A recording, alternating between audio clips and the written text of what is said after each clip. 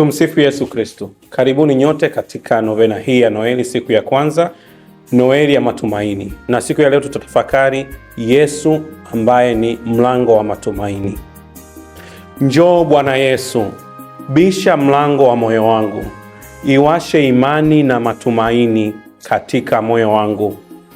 Ujaze upendo wako katika moyo wangu ili niweze kukupenda. Katika nyumba zetu sisi sote tuna milango. Milango hutumika kufunguka na kufunga kwa ajili ya ulinzi au hata mtu kuingia ndani na kutoka. Hivyo basi, hata mioyo yetu iko hivyo hivyo. Ina mlango wa kufunguka na kufunga. Inaruhusu imani kuingia mioyoni mwetu na kutoka. Kuna baadhi ya watu wamejifungia ndani ya milango kwa sababu ya hofu, changamoto za kimwili, changamoto za ulinzi. Milango pia ya mioyo yao imefungwa.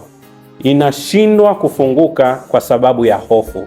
Wanashindwa kufungua mlango wa moyo wao kumpokea Kristo. Katika imani yetu pia ni hivyo hivyo. Mungu anabisha milango ya mioyo yetu. Anabisha kwa heshima. Anabisha kwa kuomba ruhusa itoke kwetu pia tuweze kumfungulia.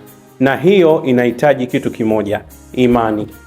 Tukiwa na imani tunaweza kufungua mioyo yetu ambayo imejawa hofu, imejawa changamoto, tukamfungulia Mungu akaweza kuingia. Mtakatifu Papa Paulo Yohane wa Pili aliwaambia vijana, fungueni milango ya mioyo yenu, msiogope.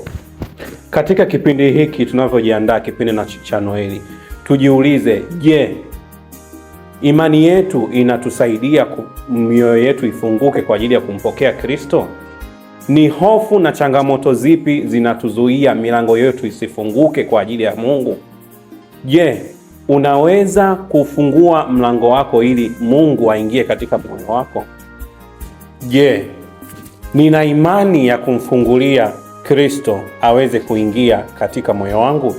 Basi tunapomalizia mwaka huu wa jubilei, mwaka wa matumaini, tunaalikwa tuwe na imani ambayo imejawa tumaini, ambaye Kristo tunayemtafakari leo, Kristo ambaye ni mlango wa matumaini, basi ambaye yeye anaingia katika mioyo yetu, ambaye yeye basi tuweze kumfungulia milango ya mioyo yetu aweze kuingia na kukaa nasi.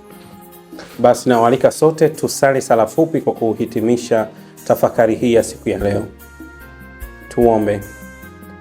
Mwenyezi Mungu uliyefukuza giza la ulimwengu kwa kuzaliwa kwake mwanao wa pekee, Bwana wetu Yesu Kristo, tunakuomba uiangaze mioyo yetu kwa mwanga ambao uliangaza ulimwengu katika usiku ule mtakatifu.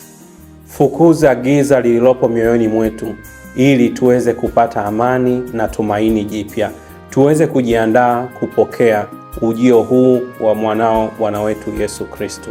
Amina. Kwa jina la Baba na la Mwana na la Roho Mtakatifu. Amina.